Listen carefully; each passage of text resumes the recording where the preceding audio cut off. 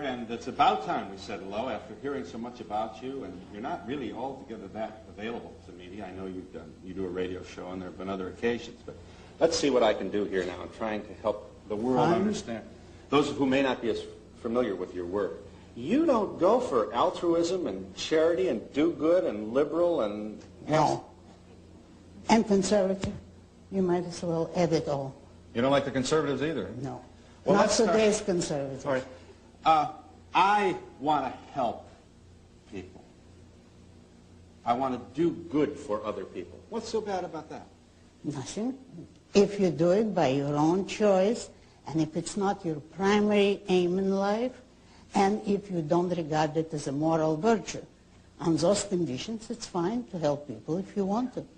Why can't I think of it as a moral virtue? I mean, can't I take some vows for myself for doing all these good things? Because that would be cannibalism.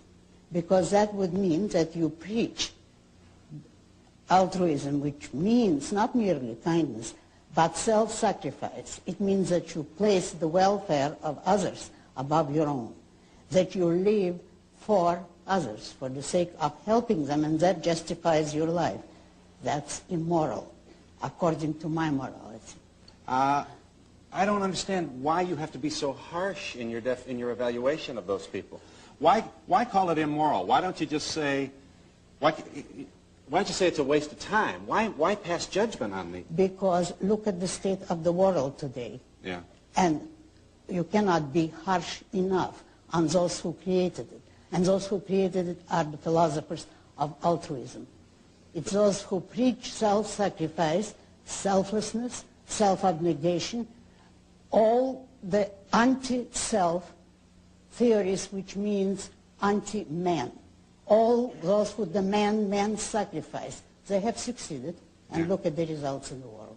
That's a theory or a way of life or a philosophic idea which is advanced by religions, that we should sacrifice for others. That's right. All right, I want to make sure I understand you, Miss Rand. Why is it so... I'm still not quite sure why you're so harsh on those who would sacrifice for other people. Because I look at them. Just look at them. Because they don't hesitate to sacrifice whole nations. Look at Russia. Communism is based on altruism. Look at Nazi Germany. The Nazis were more explicit than even the Russians in preaching self-sacrifice and altruism, and self-sacrifice for the state, for the folk, the people.